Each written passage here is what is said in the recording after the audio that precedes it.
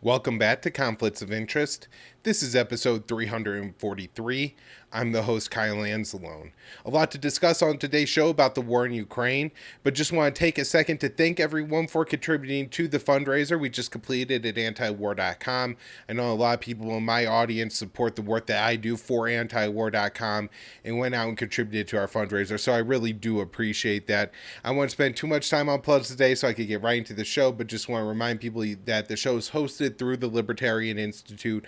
Of course, it could also be found at antiwar.com, YouTube, Rumble, and Odysee for the video version. It's on all the podcast feeds. It's also on the Libertarian Institute podcast feed. So if you like the Scott Horton show, this show, you could get all in one place.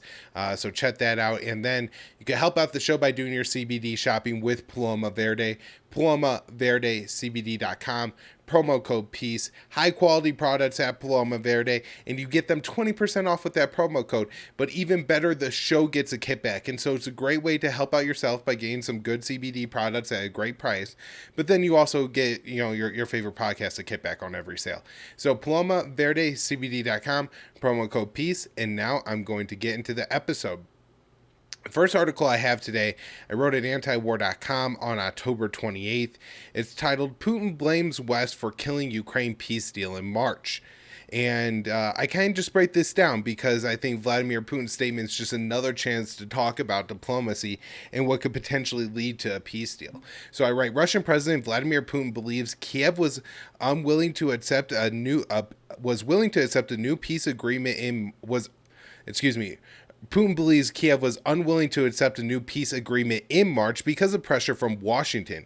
Putin joins a growing list of sources who say the war nearly ended after a month, but Western influence prodded Ukrainian President Volodymyr Zelensky to keep the fighting going. Kremlin spokesperson Dmitry Peskov said, at the time, Putin emphasized that, well, it is obvious that such a reluctance to negotiate and rejection of already agreed understandings occurred by decree of Washington. This is quite obvious. In March, Turkey hosted diplomats from Ukraine and Russia for talks.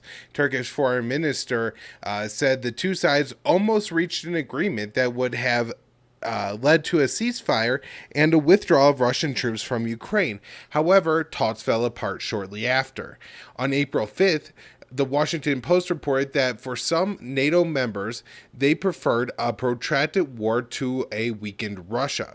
That leads to an awkward reality. For some in NATO, it's far better for the Ukrainians to keep fighting and dying than to achieve a peace that comes too early or at too high a cost to Kiev and the rest of Europe, the outlet reported. That was written by the Washington Post, that some members of NATO prefer Ukrainians to keep fighting and dying than to achieve a peace. Later that month, while meeting with Zelensky in Kiev, Secretary of Defense Lloyd Austin said that one of Washington's goals was to see Russia weakened. Commenting on the breakdown of talks, the Turkish foreign minister blamed NATO members who want this war to continue. But following the NATO foreign ministers' meeting, it was the impression that there are those within NATO member states who want the war to continue. Let the war continue and Russia gets weaker. They don't care much about the situation in Ukraine, Turkey's top diplomat added. In May, Ukrainian Pravda reported that then UK Prime Minister Boris Johnson traveled to Kiev to pressure Zelensky not to accept the proposal that had been brokered in Turkey. Johnson brought two simple messages to Kiev. The first is that Putin is a war criminal. He should be pressured, not negotiated with. And the second is that even if Ukraine is ready to sign some agreements on guarantees with Putin, they are not. So, this is the most, I think, direct reporting of this phenomenon is from the Ukrainian Pravda. But, backing up with all these statements from foreign officials from other countries, I think is really significant.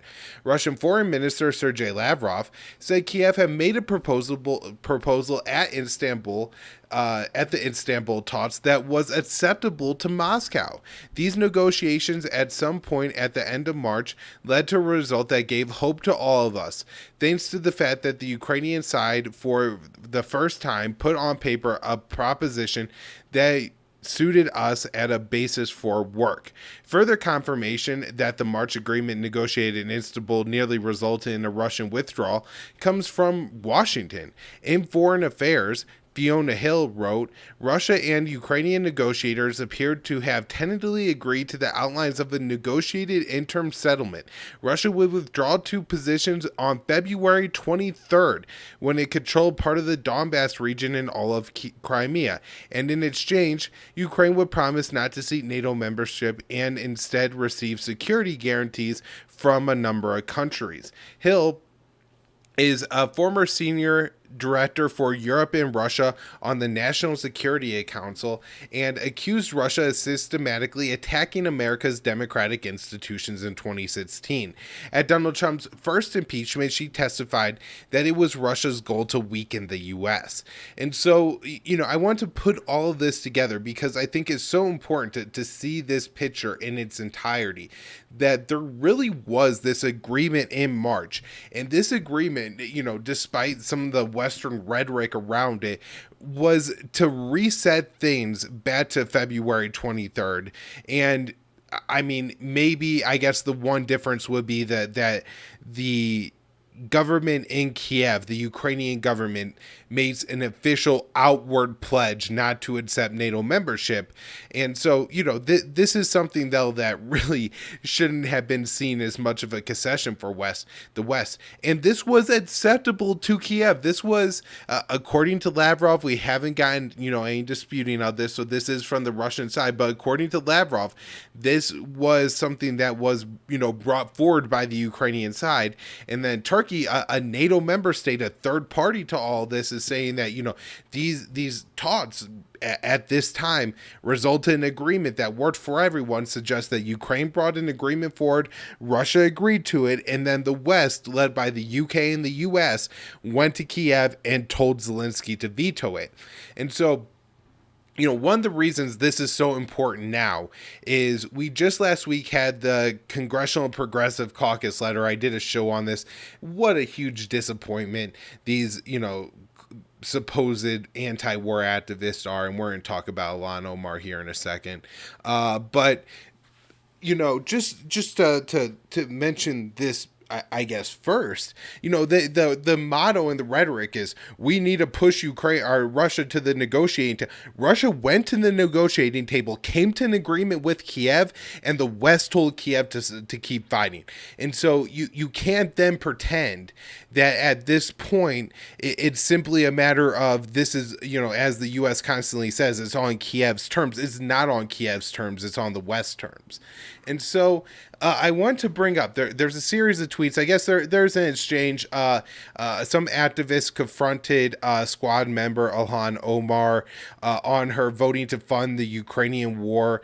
And this is, I think, a very similar confrontation in maybe even the same activists as those who talked to AOC a couple weeks ago.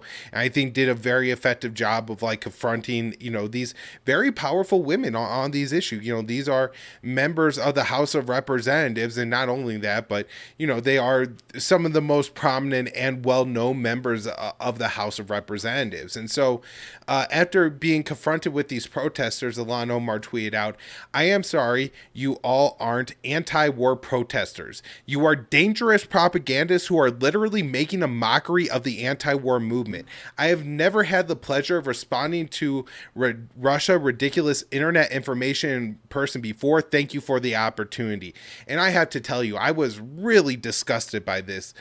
In the past on the show, I have, gone out of my way on several occasions to defend Ilhan Omar. I feel like she is of members of Congress, one of the most solidly and likely to vote against war issues that she understands, particularly the wars in the Middle East, better than a lot of other representatives. And for that reason, can be counted to voted against it. But this is just disgusting, for a woman who obviously understands what it's like to be called a, terrorist sympathizer or something like that, because she is advocating against war, to just chalk, opposition to war and American funding of war up to, you know, being Russian propaganda is just disgusting and stupid. And I'm honestly shocked, you know, that this is coming from Rep Omar. You know, I'm sure that there's some in my audience who are rolling their eyes like, yeah, she's just some commie. Why do you have any faith? And, you know, it's because she's faced the same kind of ridicule and you think she would understand it. That she would, you know, say that you're not anti-war protesters for not supporting this war. You know, the Americans have provided, I'll get into this, almost $30 billion in military aid to Russia since the start of this war, or to Ukraine, excuse me, since the start of this war. We are a party of this conflict. We're providing intelligence. We're helping them plan the battles. That she would say that you're not an anti-war protester for opposing that is terrible. Now, she actually goes on to double down on this, unbelievably. She says, in that same thread, I clearly state that I would support the people of Ukraine with resources to defend them from Russia's brutal invasion. I see you missed that part. You also missed the part where being an anti-war advocate are supposed to be against invasion, not to justify it. And again, you know, this is all this backward stuff because a lot of people are bringing up this tweet that Ilhan Omar put out, and I think she was actually responding particularly to Glenn Greenwald. In that tweet, you know, back in March, she was like, you know, doing all this and all the support America's, you know, giving to the war is fueling the war, and it is a concern. And so, you know, it's just terrible. She has another tweet here, but no one should ever seriously entertain arguments and critiques from people who won't acknowledge this is Putin's war and Russia invaded Ukraine. You know, this is, again, ridiculous. You know, you can't go on Twitter and you're not going to see Glenn Greenwald or Michael Tracy saying that Russia didn't invade Ukraine. What they say is that the Americans helped to provoke the Russian invasion of Ukraine by saying that they were going to move Ukraine into NATO. And, you know, this is long established doctrine that, you know, the Cold War era thinkers obviously knew, you know, several of American officials, the director of the CIA said this. So, you know, this isn't some fringe critique that comes from the Kremlin. And by the way, this was on March 8th. This was a Omar tweet. The consequences of flooding Ukraine with billions of dollars in American weapons, likely not limited to just military specific equipment, but also include small Mars and ammo, are unpredictable and likely disastrous. So, you know, and she notes that specifically when this is done without accountability, and of course it's all been done without accountability. You know, I'm very frustrated here. I hope this is coming through with this situation. And man, I hope that pressure will move her. But, you know, what we're seeing is that, you know, these squad members are just as much of war party sellouts as the rest of Congress. And, you know, now when they're pushed on this issue, rather than, you know, and they're being pushed by conservatives, excuse me, by progressives, by the way. It's not like a bunch of libertarians are going out and trying to confront these squad members, right? It's the progressives that, you know, really fundamentally supported these women are the ones now going out and challenging them, AOC and Ilhan Omar here. And, you know, for them to just dig in their heels and, pretend like they're the victims of Russian propaganda is disgusting and stupid. And I can't wait, you know, until we get more of this. I'm going to keep attacking her on this kind of crap. All right, now let's move on and talk about the other article I wrote for antiwar.com last week. White House approves 24th weapons transfer to Ukraine. The Joe Biden administration said the Department of Defense will send $275 million in arms to Ukraine. The shipment was the 24th since Russian forces invaded in February. The White House has provided Kiev with tens of billions in military aid so far. The Pentagon press release says that the latest transfer includes HIMAR ammunition, 155 millimeter howitzer ammunition, and remote armor minesweep systems.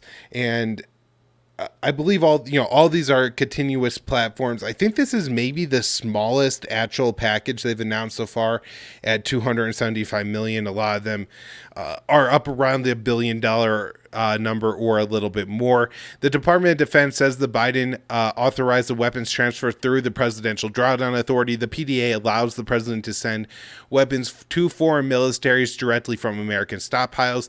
The Pentagon says some of its supplies of weapon systems are now uncomfortably low due to the transfers to Ukraine. The Pentagon claims the security assistance for Ukraine since the Russian invasion now stands at $17.9 billion. The Kell Institute, a German think tank, reports Washington's security assistance for Kiev now totals $27.5 billion. The institute, which is this is a quote from their website, basically funded by the German federal government, says the U.S. has provided Ukraine with $15 billion in financial aid and nearly $10 billion in humanitarian assistance. If anybody goes to my article and clicks on that link, it pulls up a really cool chart that compares this aid to other countries, and you can find a whole bunch of great information on the aid transfers at the Kell Institute. I recommend checking it out. The White House announced a new weapons package for Kiev nearly every week. While this package does not include any new weapons platforms, the Pentagon should pledge air defense systems in the future. Air defense capabilities have been and continue to be a U.S. priority for Ukraine, the Pentagon press release said, adding, to meet Ukraine's evolving battlefield requirements, the United States will continue to work with its allies and partners to provide Ukraine with key capabilities. So more aid to come here. Now, let's see. I think I have one more article or a couple more articles to talk about here. We'll move on and look at this article that Will Porter wrote for the Libertarian Institute. U.S. military aid to Ukraine tops $18 billion. And Will kind of just goes through here, and I want to recommend people check out this article because he's going over like bigger total numbers and looking out the total amount of military aid that the U.S. has sent Ukraine, what the 25 or so billion dollars has bought. It's a lot of different aid. Now, Will is using like the Pentagon report here, so check that out. And I want to move on now and talk about this article that I wrote with Will Porter for the Libertarian Institute on October 27th. Russia threatens U.S. commercial satellites aiding Ukraine's military. And so, here they're just basically saying that, look, if a part of the U.S. commercial space industry is like, let's say, Starlink providing internet to Ukraine's military, then that's a legitimate target. And I think I already broke a lot of this article down on the show. I want to mention this article written by Connor Freeman for antiwar.com on October 28th. Czech protesters rail against inflation, sanctions, and the Ukraine proxy war. Amid escalating tensions over the West's proxy war in Ukraine and the devastating inflation ripping Europe apart, Czech protesters gathered in Prague demanding the coalition government's resignation, the Associated Press reports. The rally saw tens of thousands of citizens condemning the government's support for Kiev, including the provision of heavy weapons as well as sanctions on Russia. A smaller, similar rally was held in Brno, the country's second largest city. The demonstrator slogan was Czech Republic first. As with other recent protests throughout the continent, the right and left are uniting in their opposition to the West's economic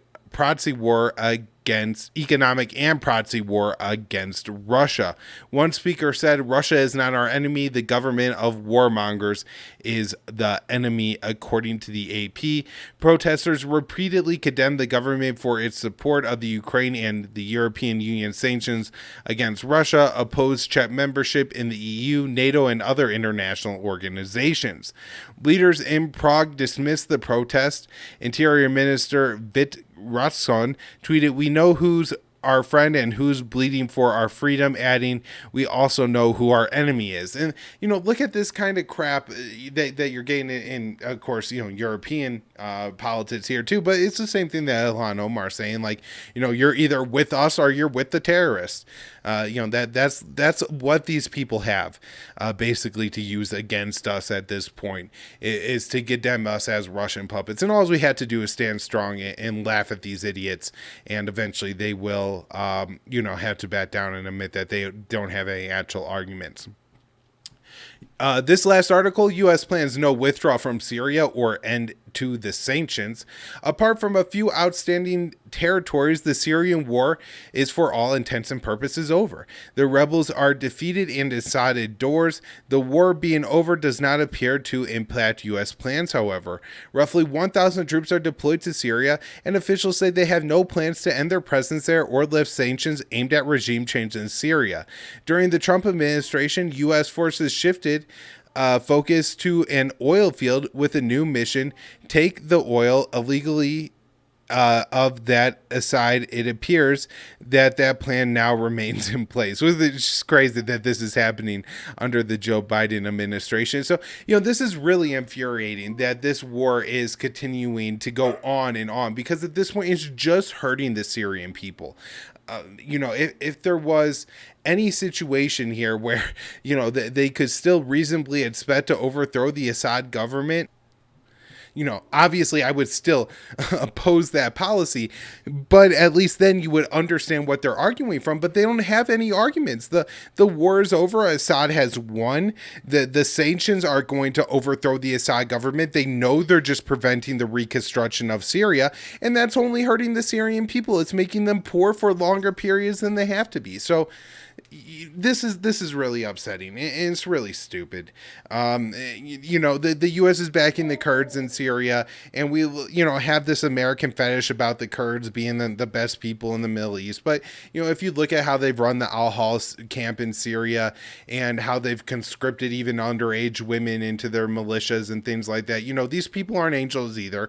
We're still backing a militant force in Syria that seems more on the power of the leadership, just like any other government. So, these are the people we're backing. They're not angels. And it's, too, as Jason Ditz points out in this article, it's all about stealing the oil, which,